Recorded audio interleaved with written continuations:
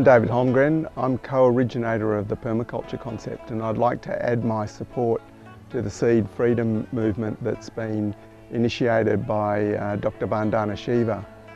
The issue of seeds and their importance to future food security cannot be understated, and the malevolence of the corporate control of seeds and the associated spread of genetically modified organisms to dominate conventional agriculture are huge issues. But I also want to, I suppose, point out that permaculture has been about creating the world we do want more than fighting against the world we don't want. And both these sides, these two sides of environmental activism, are essential. It's interesting, in the seeds issue, one of the really powerful ways that we can contribute to the creating the world we do want is, of course, through seed saving. And the irony is that this simple traditional activity, which all peoples have always done everywhere, is in danger of becoming potentially a criminal offence through many of the laws that are developing. But of course, we're not talking about doing that just as a dissident political statement. We are saving seeds because we literally want to grow them for our food supply and exchange them with other people. So seed saving networks around the world, a lot of it inspired by permaculture activism, have been part of this counter movement to this centralisation and corporate buy-up and control of the larger seed supply.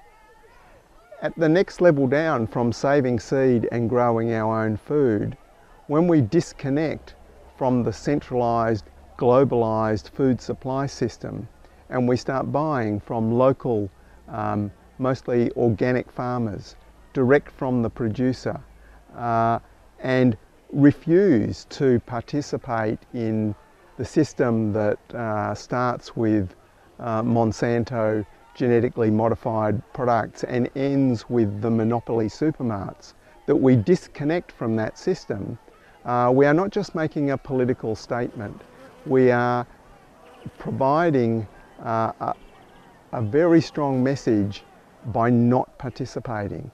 And it doesn't take the majority of the middle class people on the planet to disconnect from that system to give it a huge shock. It only takes 5 to 10% of people seriously disconnecting from that to give them a huge wake-up call. So these issues of greater self-reliance and the political fight against the bad things that are happening is very, very important. And people should never underestimate the effect of that when we are talking about food, because food is such a huge part of the global economy. It is so central to everything. So it's not like a boycott of one particular product, like Nike shoes. We are talking about a whole centralised food supply system which is essentially corrupted. And of course the parallel system that starts with home food production, with community supported agriculture, with small scale, local and bioregional organic suppliers, is the alternative to that. I suppose for many years, as someone who has focused on the positive environmentalism rather than oppositional environmentalism, I've nevertheless made a few observations about oppositional environmentalism in relation to various issues, including genetically modified organisms. And I think sometimes environmental activists have played into the story, the dominant mythology, how genetic engineering is going to bring about this great positive transformation in the world by just saying it's going to bring about a great negative transformation in the world. sometimes inadvertently that has played into the idea that these companies are all-powerful masters of the universe, and they have this great and powerful product which is going to transform the world. I think a better story to tell is how these corporations, and especially Monsanto, which is more committed to this pathway than any other global corporation, are trying to sell a defective product. Genetically modified organisms have not produced any of the things that were claimed repeatedly over the last 30 years that they would achieve. They are defective products. And corporations like Monsanto are desperate because they have invested so much in this pathway. Of course, a desperate corporation is a dangerous animal. I don't want to underestimate that, but I think it's important to recognize that they are selling a dud product. And of course, the real reason for selling this dud product is that it has this unique financial, legal, marketing advantage, is that you can put a label on a life form and say, we own that.